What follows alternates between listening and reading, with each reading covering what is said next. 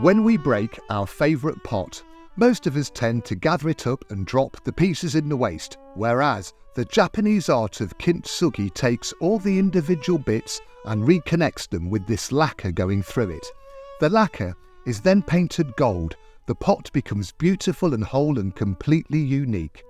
It's these gold threads that tell our stories and give our experiences a shape, that mould us into what we will become as we all celebrate 75 years.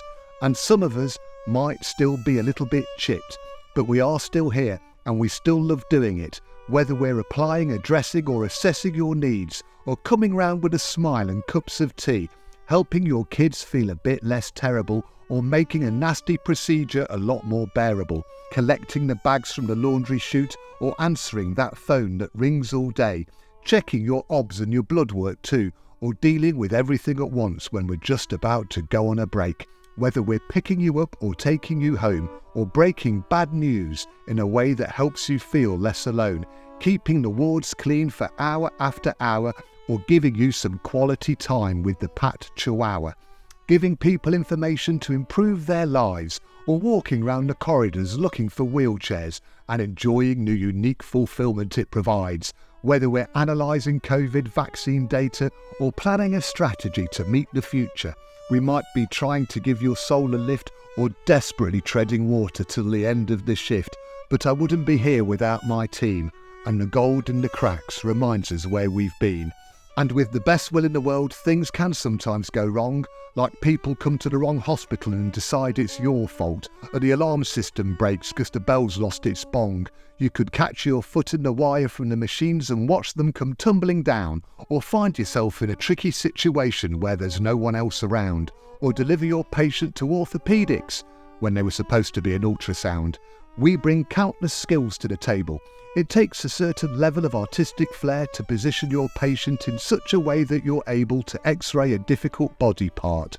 And we don't just do this for the money.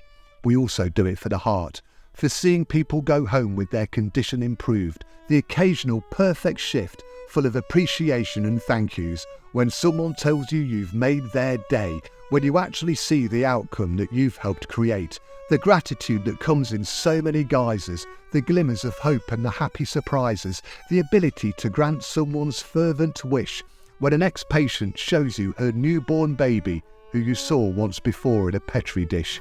And sometimes our challenges can feel frustrating, whether we're trying to implement longer-term planning or create the infrastructure needed for better recruitment or reduce our dependency on agency staffing. We can't stop people relying on social media for their information.